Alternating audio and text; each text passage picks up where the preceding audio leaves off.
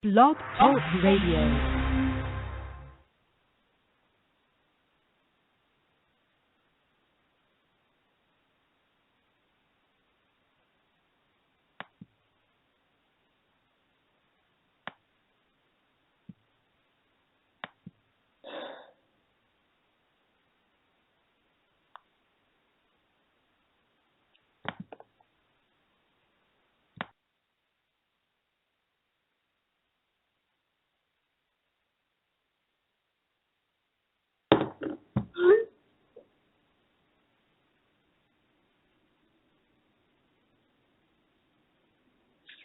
It's brother's keeper, brothers and sisters. Brother's keeper.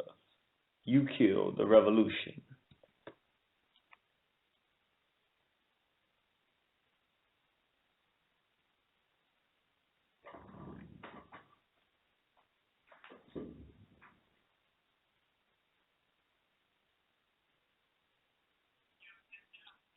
Okay.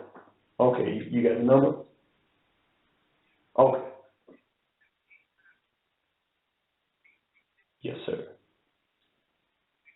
Yes. Right.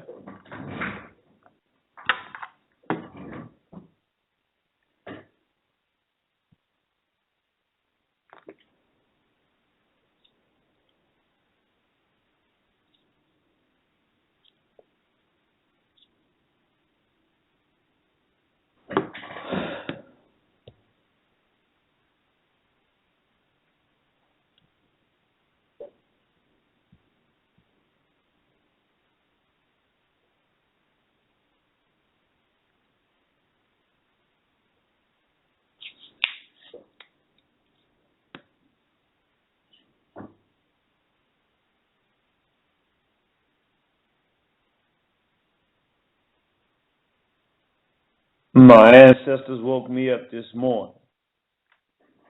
They said, son, you do know what time it is, don't you? I said, what time is that? They said it's wartime. So welcome to the war front, brothers and sisters. Happy to have you on this program, December 8th, 2014. Of course, we know this is a year that the European dominates, but we intend to bring their rule to planet Earth to an end as soon as possible. Glad to have you with us, brothers and sisters. Hope you've been having a wonderful month so far. We have what will be an outstanding program tonight. This is the Ray Hagins Must Go Campaign, and we actually have a very esteemed and honored guest with us tonight. You will not be let down by this presentation or by this opportunity. We want everybody, if you got a call by phone, call in to 347-850-1836. That's 347-850-1836. That's the number we want you to call into. That's the Blog Talk number. Also, you can listen online by going directly to the Blog Talk go to Blog Talk Radio /War on the Horizon. WOH Radio. Again, that's Blog Talk Radio blogtalkradio.com / put in WOH Radio, and then look for the program that's on now, Ray Hagins Must Go Campaign, with honored guest, elder activist Baba Joseph Hayden. And let me tell you a little bit about where this is coming from, and then we're going to get into this program. First, let me do one thing. I just want to make sure, because the Blog Talk is a little different than the system we have where we can see that someone can hear us. I just want to make sure that we're coming across clean on air. As a matter of fact, if you're tuning into the War on the Horizon station, what I'm going to ask is our other person, instead of calling into, also make a double call when they call into free conference call. Also call in here to Blog Talk so that the Blog Talk will carry over the free conference call. So that will work well. Or they can just play the War on the Horizon radio from their computer. They can play this program from their computer, and then they can have it Skype going into the free conference call so people can pick it up on War on the Horizon as well. We should be broadcasting at both places at the same time. As soon as I'd like my sister Alika, you out there listening, if you could check for us and I'm opening up the chat line now. And I want everybody to let me know that we're being heard on Blog Talk Radio and that we're going to be heard on Warner Horizon Radio as well. So we want to be heard on both stations. So the person should be able to listen to warnerhorizon.com. They should be able to be in a free conference call, and they should be able to hear me in free conference call. So if they call that number, they should be able to hear us as well. And they should be able to go into the chat room. If you go to Blog Talk Radio /WOH Radio and open up this particular program, we have the live chat open. And I'm in the live chat now so that I know that it's open. So anybody that wants to go to live chat, you can go to live chat as well. And, okay, we good on Blog Talk? I just want everybody to let me know, are we good on Warner Horizon Radio as well? And then I'm going to see if I can find this elder. And, man, we're going to do a fantastic program for you tonight. That first song that we played was called Who Killed the Revolution? You Killed the Revolution. And it's by Brothers Keeper. I think it was very appropriate for what we're going to be discussing this evening.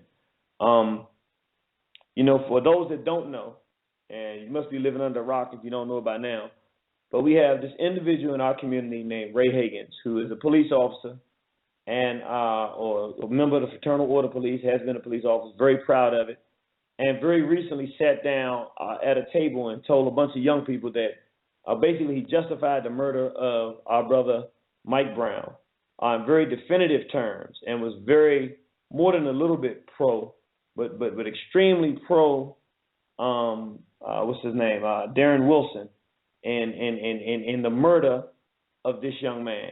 And he was very belligerent with it, and there was an elder there who was clearly dissatisfied by that, unhappy, and who spoke his mind to him. And the elder's supposed to be calling us up, so I got to make sure he's calling from the same number. Don't see him on the line yet.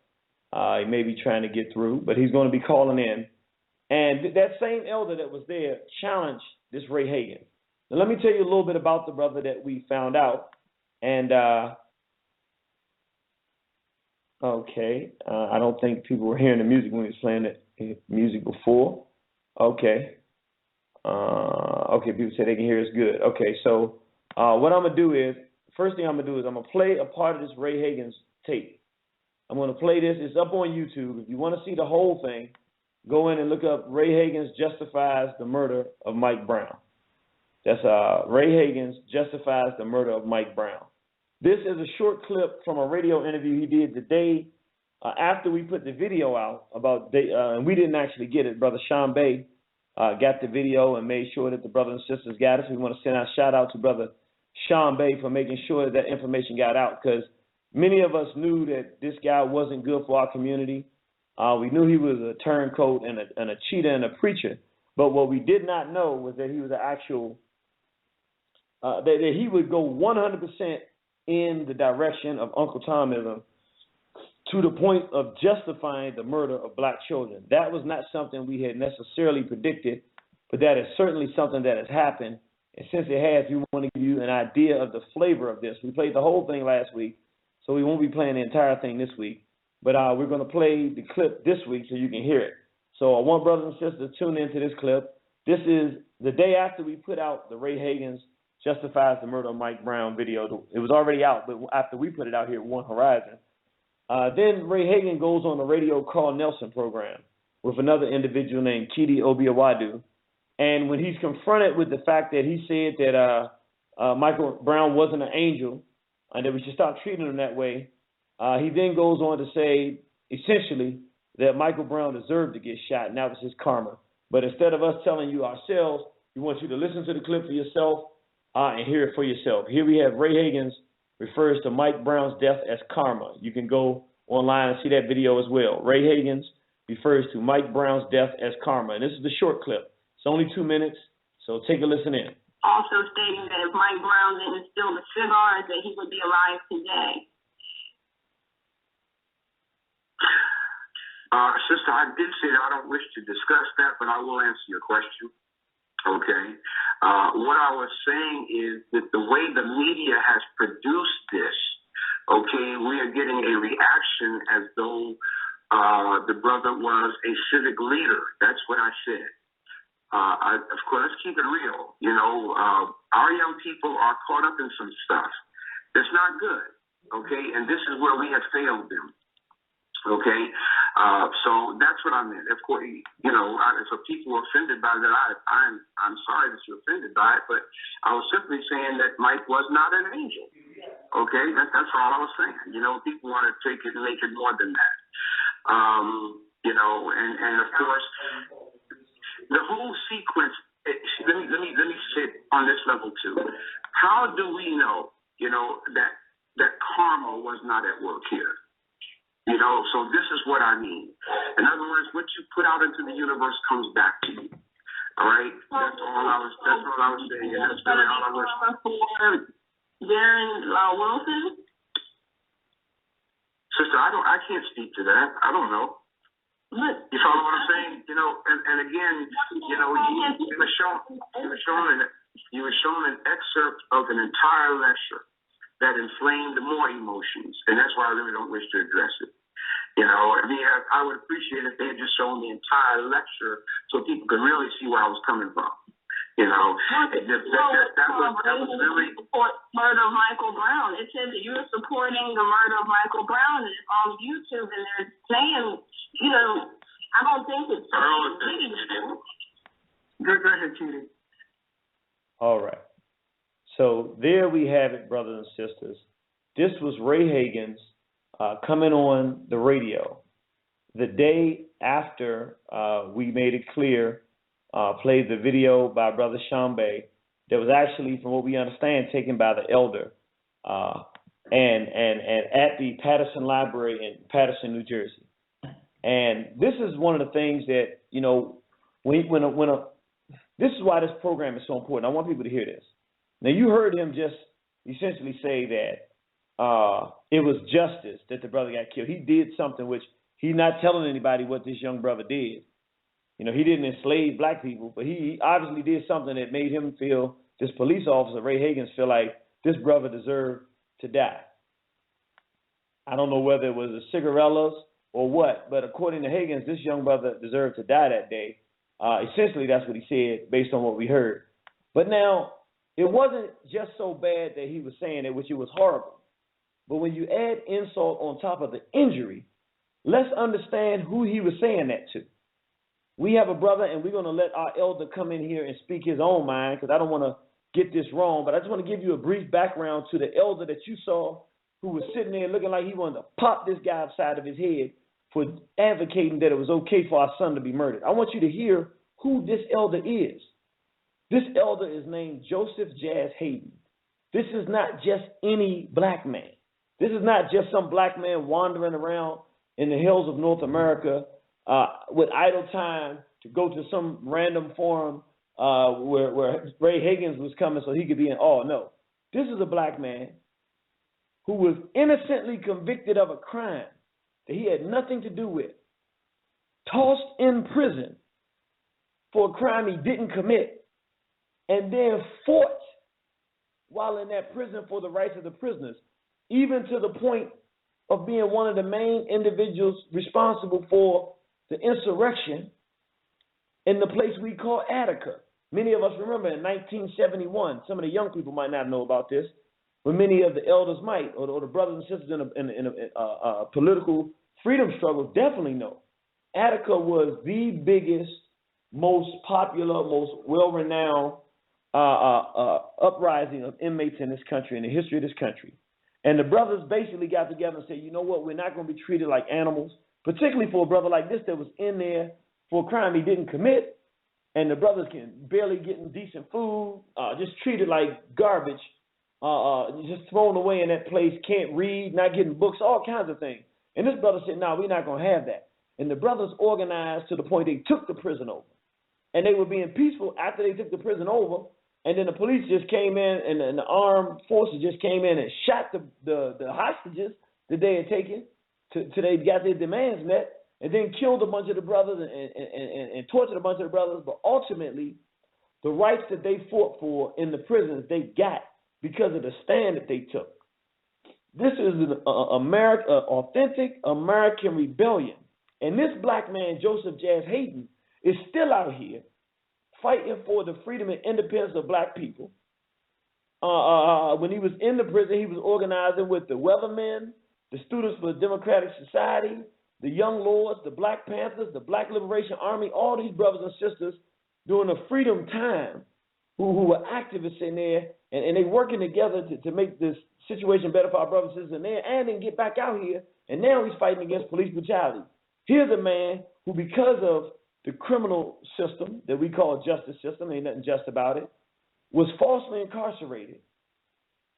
But that helped him help his brothers in that situation.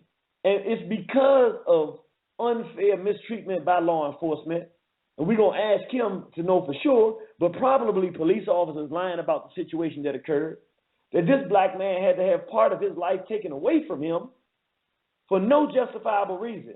And he has to sit there while this is happening and watch a police officer, while the whole black community is grieving and in outrage for the murder of one of our own people, sit there and tell us that it was justified and that there's no better perspective to come from than a police officer. And here we have a brother who had to fight the criminality of African people by the police, sitting right there. A brother whose reputation precedes him. When we first heard about him and saw the brother, we didn't know who he was. Once the brother, gave us his name and told us who he was, a few people we talked to deep in the movement said, "Do you know who that was?" That wasn't just that was Jazz. I swear, I don't know what that means. He said, "Well, you better look it up, son." He said, "Son, you don't bring this man on your radio station and bring them before that family without knowing who he is. He's not just some strong elder that stood up against Ray Hagins. This is a warrior. This is a freedom fighter. I'm not making this up, brothers. I'm not doing this to make nobody feel good. This brother here is one of the people who we should be filming his life and letting him tell us about his experiences. This brother's been around the block. This brother's a fighter and had to be, but it was totally appropriate. And I'm about to bring him on. I know you said, Jeannie, you want to hear him? We don't want to hear you. Yeah, but listen, it's so appropriate that this race traitor, Ray Hagins, this Mobutu, it's so appropriate that he would do that, not knowing who he's doing that with. That's the typical, the queer, that's the modus operandi. That's the MO of this Ray Hagins, Officer Hagins guy. He abuses people but don't know who they are. And once he crosses them, he got to deal with the ramifications for doing it. Here we got a guy that comes into a room, a police officer, claiming to be a Pan-African, justifying the murder of a young innocent black boy, innocent in the fact that he didn't do nothing to be attacked by those police today and definitely not murdered. And he just thinks that he can get away with this, not knowing that their brothers and sisters who have lost the lives of their friends and families because of crooked police officers or because of informants that have been in the movement acting on behalf of white folks, turning our people into mesh, getting our people set up with false charges, planting dope in our people's pockets when they don't have it, particularly the freedom fighters.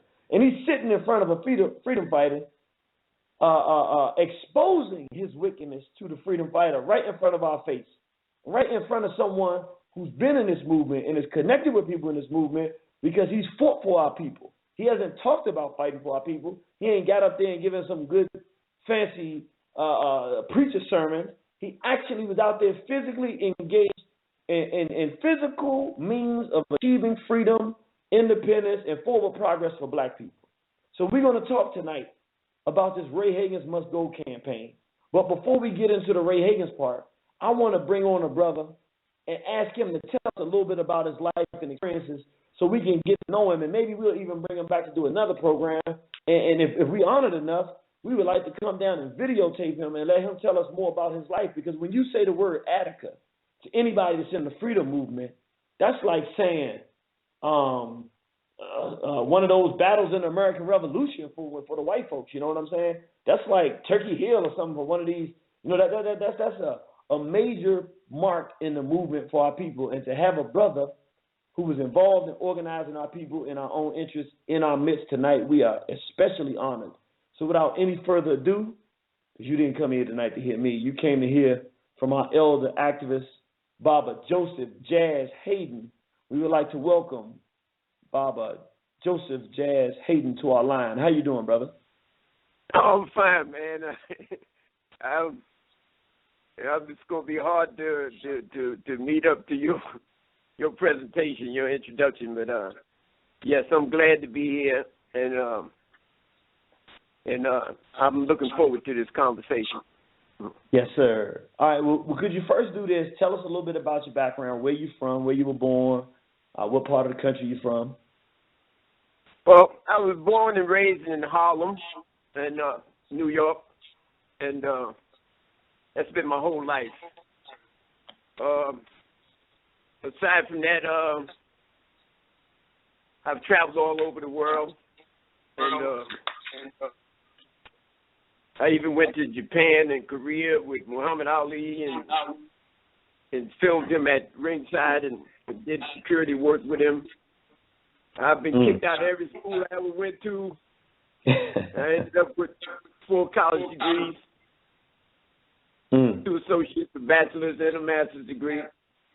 And I started a company in Harlem called All Things Harlem. Your audience can go to that, allthingsharlem.com, and you'll see a body of work that covers the last 7 to 8 years, in which me and my partners filmed. We made it an art form of filming the police as they went about their process of racial profiling, stop and frisk. Our videos have been viewed all over the world. Al Jazeera, BBC, Press TV. They've been viewed. Matter of fact, in New York, every time they talk about stop and frisk, they use the videos from All Things Harlem. And following. Can I jump in here 1 sec, brother? Can you do me one favor? Yeah. I know you had said you were calling in from a landline. I think we're getting some feedback. It might be from the cell phone. Could you give me the last? Could you give me the last 4 of your landline and then call right back in from the landline? Okay, let's see. 3918. Okay, 3918. Call us right back and we're gonna put you right back in.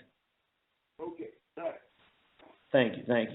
Brothers and sisters, we just got a message that it was that the call was a little staticky, so we wanted to ask the brother to call back in. And as soon as he calls back in, brothers and sisters, we're gonna bring him right back on.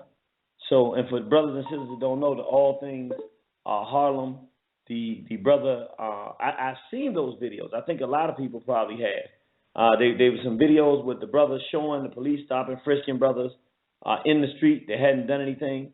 And so this brother has been responsible for coming back in, out there filming them brothers, getting mostly brothers, probably brothers and sisters, having this happen.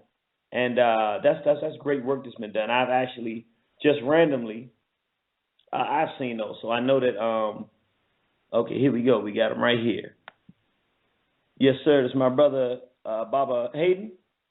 Yes, it's that. Yeah, that sounds much better. That sounds better? Okay, great. Yeah. Okay, so you were telling us that you with the All Things Harlem and that you have organized the brothers and sisters in Harlem to film. Now, is that you filming or you got brothers and sisters working with you filming to stop and frisk? No, I'm out there right up in the police face. All I can do is tell y'all you have to watch the videos, the cop watch videos. And I have absolutely no fear of the police. I see them as just a bunch of bullies in uniforms. And so some of my filming and the conversation that goes on between me and them is kind of aggressive and abrasive, but at no time is it submissive or anything that resembles submissiveness, right? I have had a long history with the police, and I don't see them. We tend to see them in terms of their title and their uniforms, and we this kind of obscures who the person is inside of that uniform. They wake up in the morning just like us. They eat, sleep, urinate, defecate, bleed, die.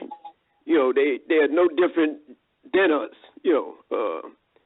And we all share the same thing. We're human beings, right? And this is the attitude that I confront the police with. And matter of fact, if Obama was sitting here right now, he would have the conversation would be no different than this conversation I'm having with you. I see nobody on this planet as my superior. We are all the same. We're born, we get old, and we die. So that's generally the attitude that I approach my work with when I'm filming the police. In most cases, I'm better looking than them, in better shape than them, and better educated than them. So there's no question about who's the superior in this situation, right? Yes, but, sir. That's essentially after I created All Things Harlem, and it became an absolute success. I would even go so far as to say that we kind of institutionalized filming the police in New York, because everybody at first, they used to laugh at us, and every time they'd see me, I'd be in the bar or something, and then all of a sudden the police would pull up outside, and I'd see them stop somebody, and I'd break out the bar door, and they say, "There go Jazz again." You know what I mean? With that camera, and this is how I was looked at first, until the same people got caught up in a stop and frisk, and then it was no longer funny. It was no longer strange. So anyhow, I did this for a few years, and then I started this other organization called the Campaign to End the New Jim Crow. And it was essentially inspired by Michelle Alexander's book, The New Jim Crow, Mass Incarceration in the Age of Blindness. And this is what I'm doing now. Okay, and we just for anybody that wants to check it out, go to New Jim Crow, NEWJIMCROW.com, and when you go to newjimcrow.com, you can see the elders' website here where he's fighting to end the New Jim Crow. You can also go to the Harlem site that he gave as well. So let's get right into. Thank you for the introduction. We're honored to have you here. Could you tell us about how you ended up in Attica, and just give us a brief synopsis of what you did once you got, what led to you getting incarcerated falsely, what you did while you were in there, and what and how that led to your life as a freedom fighter. Well, Attica. I ended up in Attica. This was in the '60s, late '60s, early '70s. Because at this time the country was up in arms. The people, the weathermen, Students for a Democratic Society, Black Panthers, Young Lords, and the BLA were all very active, and this was a time of anti-Vietnam War movement. And it was similar to the situation that we find today, where the police was abusing their power, and the Black Panthers had spun off a group called the Black Liberation Army. And they weren't having it anymore, and they began to strike back. And I was just a guy in Harlem, doing my sidewalk act. And 2 policemen got shot. And originally, the officer said that the assailants were 6'4" and 6'5", and I'm just 5'5.5".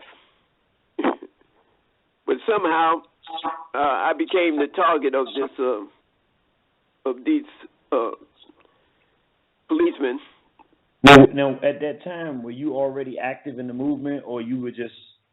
No. I was just doing my sidewalk act, and I was not active in the movement, and I was not political at this time. So they saw you and they just picked you and said, "He the one that's gonna fall for this." And yep, that's what it was, and so they put a $10,000 reward on my head and began to. I had several confrontations with them where guns were fired, and they were firing the guns. And eventually they cornered me and arrested me. And they put me in jail.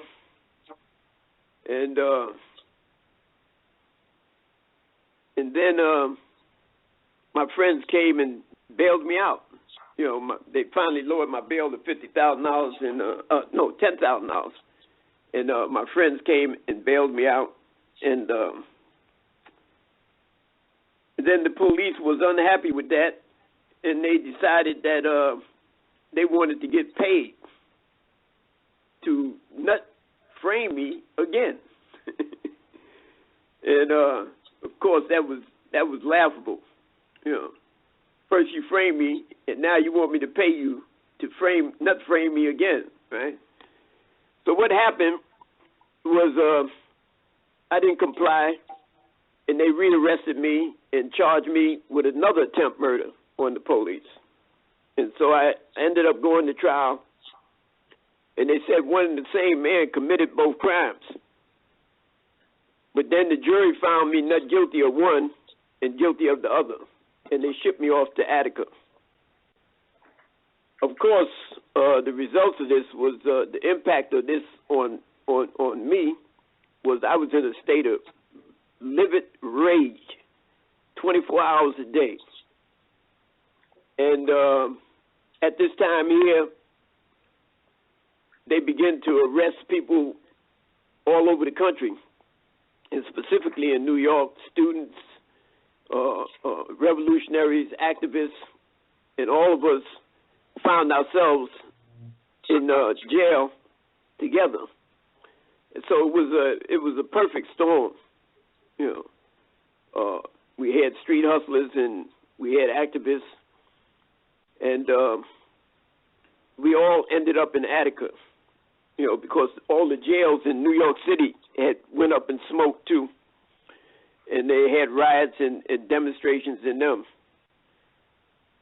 So anyhow, they shipped us to Attica, and when I was in Attica, my friends thought I was trying to commit suicide, because I had no fear of the police. I had nothing for them, I mean, here I am framed with 8.5 to 25 years in prison, and for something I didn't do,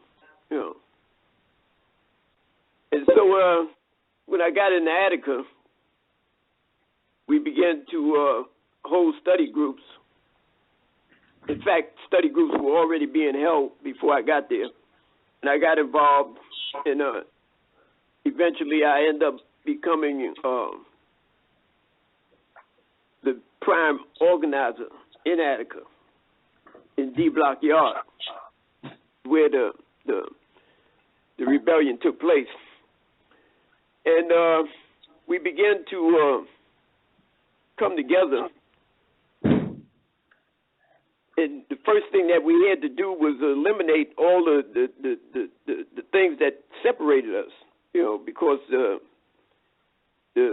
prison administration, they all spoke in one voice, you know, and we had 1,000 voices. You know, every organization was, you know, was trying to hold on to its identity, you know. So what happened, eventually we saw that in order for us to go forward, that we had to eliminate these dichotomies and begin to speak in one voice. And so we created what came to be known as the People's Party. And the People's Party, we began to dissect the whole prison environment and every aspect of the prison administration, you know, and we went at it. We went about this in a very methodical and organized way, and at the same time, we were educating other prisoners as to the true nature of America and the prison system. And so, political consciousness was in the air. You know, and I mean, everybody was involved. You know, the only group that wasn't involved was the Nation of Islam, because and that was being led by those that had killed Malcolm X. They were part of the prison population there also. So in any event, 5 days before Attica went up, I got a reversal on the false charges that I was in prison for, and they shipped me out. And 5 days later, I watched Attica go up. I watched it in primetime TV, and it was a beautiful thing to behold, watching the unity and the organizing abilities of the prisoners. I mean, they really pulled it together, and they were acting as a unit. And they got the community involved, and et cetera, et cetera, et cetera. But the state responded definitively. You know, they killed over 40-something people, and it was like shooting fish in a barrel, you know. You think black lives don't mean nothing today. They didn't mean nothing then, and they mean about the same now. Governor Rockefeller turned Attica into a shooting gallery, and they killed inmates, killed prison guards, they killed everybody. You know? And when the smoke cleared, they took back the prison. Well, it was after that you know, I got my reversal, and I was freed, and I went to the streets, and I was very bitter, very angry, and I think what happened in Attica changed my life forever. But still, there was a necessity to survive, and so I pretty much went back to my community, and I didn't get politically involved. I was kind of disappointed in the political process and in activism. You know, I saw what happened in Attica. It was kind of disheartening, you know. And so I just went back to doing what men do, trying to survive. And the short of it is that I went back to prison, and then during that time in prison, when I returned back to prison, I began to really begin to dissect the system and really begin to educate myself about the true nature of what it was that this thing called America. And so when I was free again, I began to organize. I built a national movement trying to get prisoners the right to vote. I filed a class action lawsuit. I traveled all over the country, spoke at all the major universities, and I built components of the campaign. It was called the Right to Vote campaign. And in New York, I had over 80 organizations as part of the campaign in New York, which was called Unlock the Block. Every civil rights organization that you could think of was involved in this campaign, about the ACLU, the NAACP, the NAACP Legal Defense Fund, People for the American Way, Center for Constitutional Rights, you name them. They were all part of this campaign to restore the right to vote to prisoners. And eventually the funding ran out of that, and people began to, the organizations that were in control of the funding aspect of the campaign made a decision that a grassroots campaign was not going to work, and that instead they wanted to implement a campaign, a legislative campaign, which would just require lawyers and lobbyists. So all the grassroots elements of the campaign were more or less dropped and abandoned. And that's when I branched off and formed the media company called Still Here Harlem Productions. And my goal was to create a template that could be replicated all over the country. You know, because mainstream media, when they report from our communities, on our communities, they report from the top down, right? So they never report from the bottom up. You know, it's always about man bites dog, you know. But and so they kind of frame life in our communities, communities of poor people of color, for the most part. You know, they render us as stereotypically, you know, y'all know the narrative, you know. Yes, sir. Yes, sir. Absolutely. Yeah, you know, just social junk. That's how they see us, right? Throwaway people, and so I wanted to create this media that would report from the bottom up, right? You know, like using Harlem, because that was my location at the time. I figured if I could develop a template in Harlem, it could be replicated all around the country. Right. Mm. So we set about trying to create this replica, this template, and we covered everything in Harlem. You know, we covered the faith-based community, we covered the politics, the healthcare, education, every aspect of community life in Harlem. And more than anything else, we covered the police. You know, we began to, you know, everywhere they looked, you know, we were there. You know, we had a camera in our hand, and we were videotaping them and putting them up on Facebook and YouTube, and you know, and as I said earlier, international media, everybody began to pick up on these videos, and when you go to the website, you'll see talking about.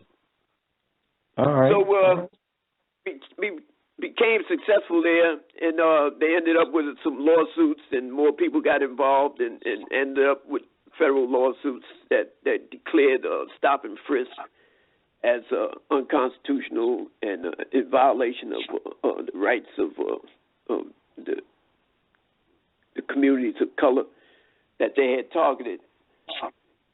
And so right now we're at the process of where they are supposed to have somebody with oversight, and and police are supposed to wear cameras, and stop and frisk is supposed to end.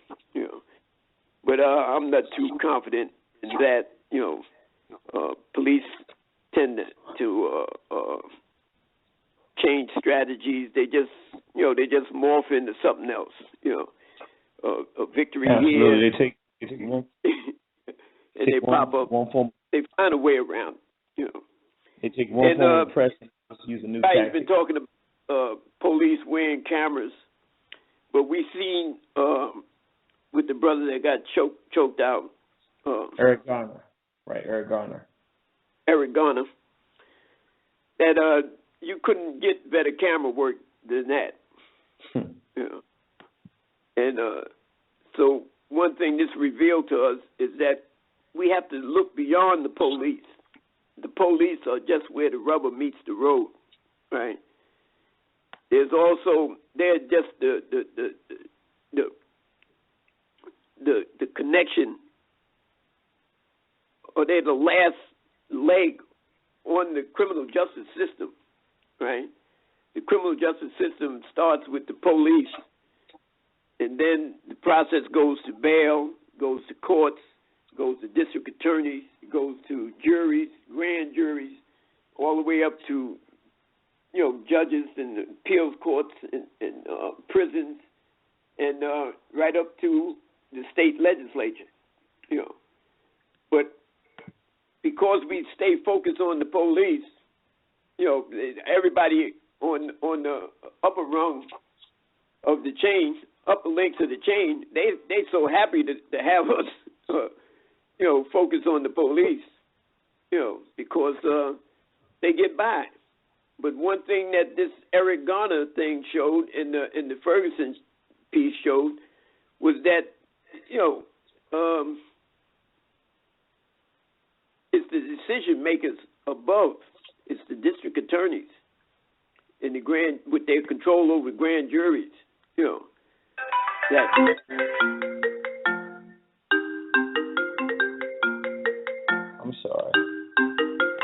I'm sorry about that. Play a much more critical role than the police do, right? But because we're focused entirely on the police, we tend to miss this, right? So it's about more than just police reform that we should be pushing for. We need to push for a radical change in the entire criminal justice system, especially in the way that it's applied in communities of poor people of color. So that's pretty much where I'm at in terms of now. I think we all know the problem. The problem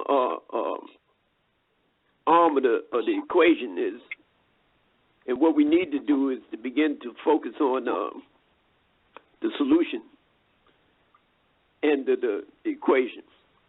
All right. Well, let me jump in here.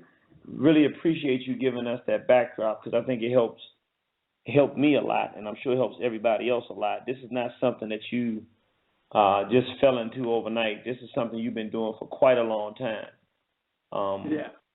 Dealing with the issues of the police force. So let's go into this Ray Hagins situation. Okay.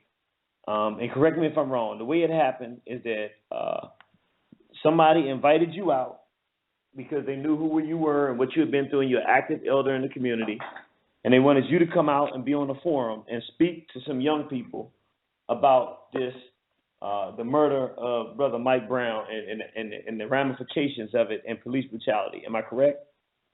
Yes, that's pretty much it, yeah. Okay, so you come out. How many of you all were speaking on the forum?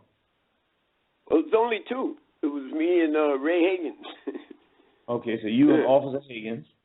And at that time, did you know who Officer Pastor Ray Hagins was? Absolutely not. I never even heard of this guy or never seen him. He was a total stranger to me. Yeah. Okay, so he was a total stranger. So you were going on the forum. You figured he'd do his part. You would say your part, and then we move forward. So you begin the process of you do your lecture first, right? Yes, I did. Yeah. Okay, and then Ray Hagins comes on and he starts talking and doing his part of the lecture. At what point, how long into him speaking, did you realize something was wrong? It was very short. I mean, it was just it couldn't have been no more than 5 minutes. You know. First, I'm looking puzzled, and I am puzzled. You know, because I had no idea who this guy was. I'd never heard of him before in my life, right?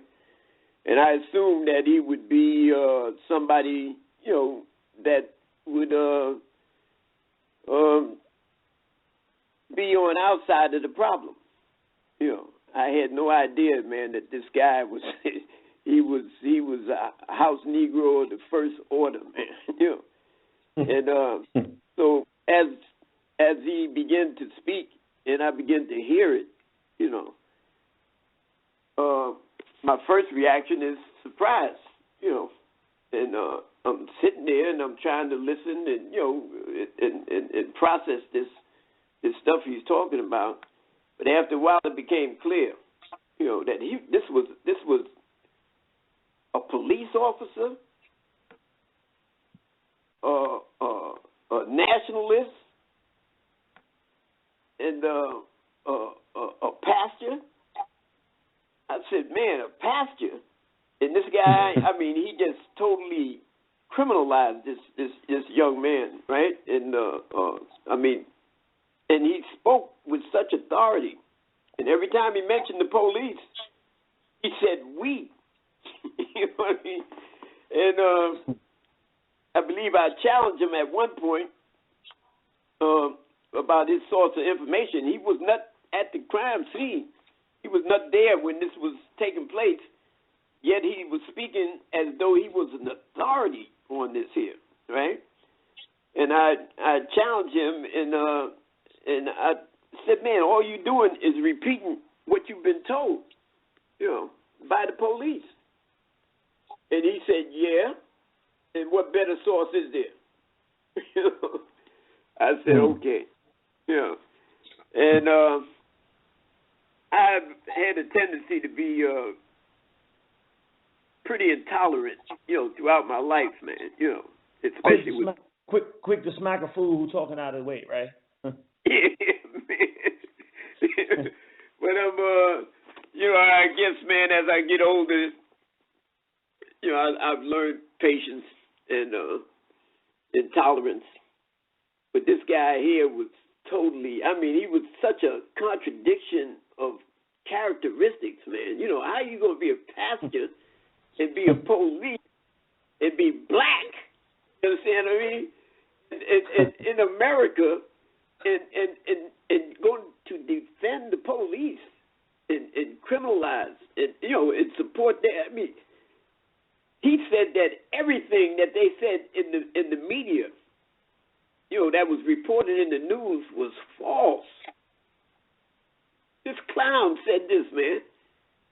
This buffoon said this here. You know,